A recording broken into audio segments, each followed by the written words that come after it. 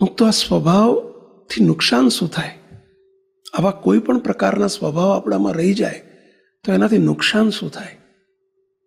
લખો બધાય અને તપાસતા જજો. બહુ સનાતન સત્ય હકીકત છે આ બધી. સ્વભાવથી નુકસાન શું થાય? પહેલું વ્યક્તિગત નુકસાન, ઇન્ડિવિજ્યુઅલ, પર્સનલી. આપણને પર્સનલી શું નુકસાન થાય એનાથી? તો મુક્તો જેનામાં આવા કોઈ સ્વભાવ હોય ને એ કોઈને પ્રિય ના થઈ શકે.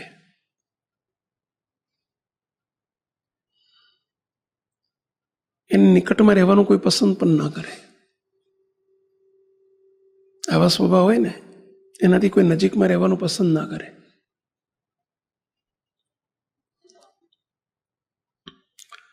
સૌની નજરમાંથી ઉતરી જાય,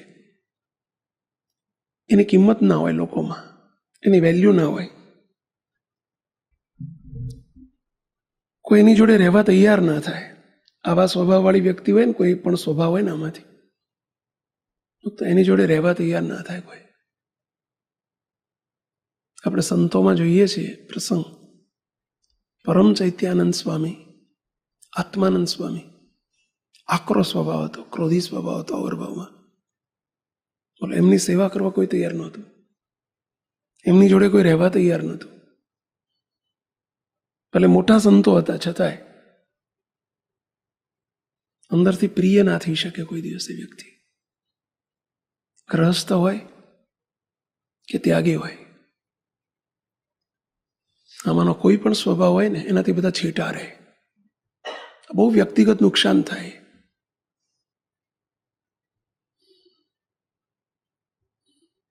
એની સાથે કોઈને પ્રીતિ ના થાય. અને જ્યારે અમુક ઉંમર થાય ને પછી એને પોતાને ખબર પડે ને ત્યારે બહુ મોડો હોય, એ વ્યક્તિ બહુ મોડી પડી ગઈ હોય, એને એકલવાયાપણું લાગે, એકલો પડી જાય.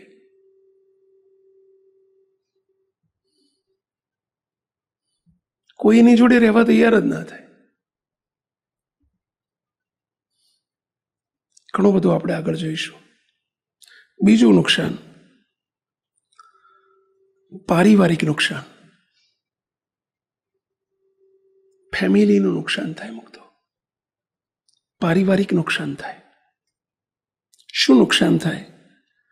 મુક્તો આવા સ્વભાવ જેના હોય ને, આવી પ્રકારના કોઈ પણ સ્વભાવ,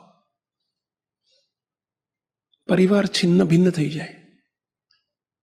આવા એકાદ બે વ્યક્તિ સમાજમાં હોય ને, કે ઘરમાં પરિવારમાં હોય ને, પરિવાર આખા છિન્ન ભિન્ન થઈ જાય.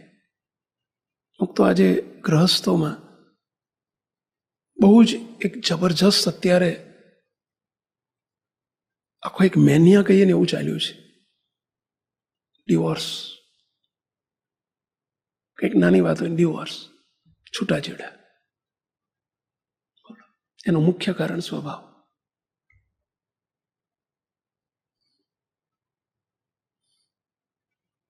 પરિવારો છિન્ન ભિન્ન થઈ જતા હોય, બોલો, સ્વભાવે કરે. વિદેશમાં તો તમે જુઓ, 30 વર્ષના છોકરા હોય, છોકરાને ઘેર હોવું હોય ને તો 2 માણસ છૂટા થાય. બોલો, 50 વર્ષે 60 વર્ષે, 50 વર્ષે 60 વર્ષે ડિવોર્સ લે. બોલો, સ્વભાવ.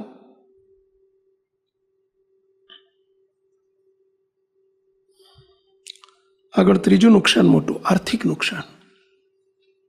આર્થિક નુકસાન.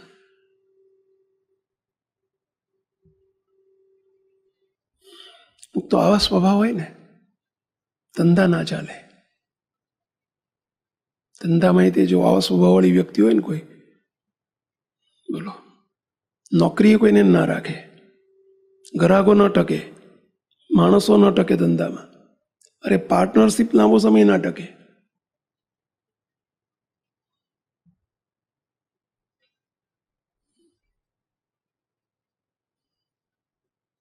બહુ જ આર્થિક નુકસાન પડે.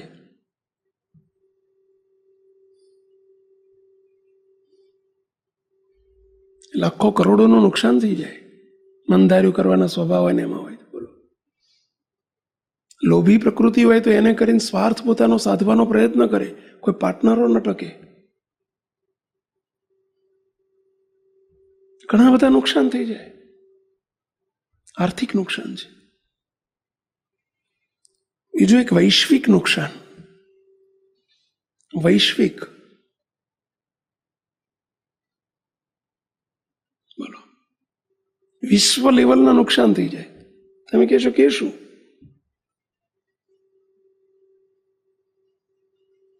એ કેવી રીતે? હિટલરનો પાઠ ભણવામાં આવતો આપણે, કોઈને આવ્યો હોય તો. હિટલરનો એટલો બધો અહંકારી સ્વભાવ હતો, બહુ જ ઇગોઇસ્ટ હતો. ઓલો સેકન્ડ વર્લ્ડ વોરનું મૂળભૂત કારણ હિટલર. આખું સેકન્ડ વર્લ્ડ વોર થયું એના લીધે. બીજું વિશ્વયુદ્ધ 1940-42-44 4 વર્ષ ચાલેલું. એક હિટલરની મનસ્વી પ્રકૃતિ. 1971-72 અંદર તમે જો આફ્રિકાની અંદર ઈદી અમીન એક રાજા થઈ ગયો. ખાસ કરીને અત્યારે આપણે જઈએ છીએ ને, પૂજ્ય મૂર્તિ સ્વામી પધારે છે ને, શું કહેવાય આપણે, યુગાન્ડા. યુગાન્ડાની અંદર ઈદી અમીન થઈ ગયેલો. અને એનો બહુ જ મનસ્વી સ્વભાવ હતો. એના સ્વભાવે કરીને બોલો હજારો નહીં લાખોને માઇગ્રન્ટ કરી નાખ્યા એણે. આપણા ભારતીયોને બધાને કાઢી મૂક્યા. બધા જેટલી દેશના, બસ અહીં કોઈ અમારા દેશ સિવાયની કોઈ વ્યક્તિ ના જોઈએ. પહેરે લુગડે બધા ભાગી ગયેલા. બોલો, મંદિરો મૂકીને મૂર્તિઓ લઈને ભાગેલા. મંદિરો મૂકીને મિલકતો જેટલી લેવાય એટલી લઈને, ઘર બહાર મૂકીને, કરોડોની સંપત્તિઓ મૂકીને, જેટલું લેવાય એટલું લઈને જીવતા નાસી ગયેલા. લાખો માણસો માઇગ્રન્ટ થઈ ગયા. બોલો, આખો દેશ ખાલી થઈ ગયેલો. એક વ્યક્તિ આખા વિશ્વમાં ખળભળાટ મચાઈ નાખેલો. બોલો, પોતાની કરોડોની સંપત્તિઓ મૂકીને, ફેક્ટરીઓને, જમીનોને, ઘર બાર, કુટુંબ, પરિવાર મૂકીને બિચારા ભાગેલા. આ કચ્છી પરિવારો તમે જો કેટલાય લંડનમાં જેટલા વસ્યા છે, લંડનમાં જેટલા અત્યારે કચ્છી પરિવારો છે, મોટા ભાગના આફ્રિકાથી આવેલા. વર્ષો પછી 1990-91 20 વર્ષ પછી સત્તા બદલાણી, ત્યારે એને ફરી બીજો રાજા આવ્યો અને બીજાએ પછી બધાને બોલાયા પાછા અને મંદિરોએ પાછા આપ્યા. આપણા મંદિરો, સ્વામિનારાયણના મંદિરો બધા મૂકીને ભાગી ગયેલા લો. પછી મંદિરો પાછા આપ્યા. એક સ્વભાવ. હમણાં છેલ્લા 5-7-10 વર્ષ પહેલા ઈરાકનો પેલો રાજા હતો સદ્દામ હુસેન. બોલો, લાખો કરોડોની સૈન્યને આખા દેશને બરબાદ કરી નાખ્યો. બોલો, એના સ્વભાવેથી. એક વ્યક્તિનો સ્વભાવ આખા વૈશ્વિક લેવલ ઉપર કેટલું મોટું નુકસાન કરી નાખ્યું, આખા દેશને ખતમ કરી નાખ્યો. અને મોટામાં મોટું આપણા સૌ માટે આધ્યાત્મિક નુકસાન. સ્વભાવથી આધ્યાત્મિક નુકસાન થાય. શું આધ્યાત્મિક નુકસાન થાય કહી શકશો કોઈ? મુક્તો કોઈ દિવસ રાજીપો ના કમાઈ શકાય, અને કમાયેલો રાજીપો ધૂળમાં જતો રહે. જીવા ખાચર, અલૈયા ખાચર, આ બધાને આપણે જોઈએ છીએ. સંતોમાં જુઓ તો પૂર્ણાનંદ સ્વામી, કેડી સખી, આ બધા શું છે? સ્વભાવિક કરીને મેળવેલા રાજીપા ક્યાંય ધૂળમાં મળી ગયા. આજની તારીખમાં આજે બને છે. સત્સંગ છૂટી જાય, આવા મહારાજ છૂટી જાય, આવો જોગ છૂટી જાય, સ્વભાવે કરીને. એટલું જ નહીં, સત્સંગ વધે નહીં. જો આપણામાં કોઈ આવો સ્વભાવ હોય ને તો સત્સંગ ના વધે.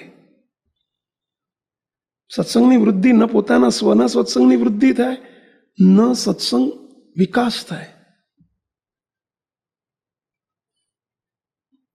આ બધા નુકસાન છે ભયંકર.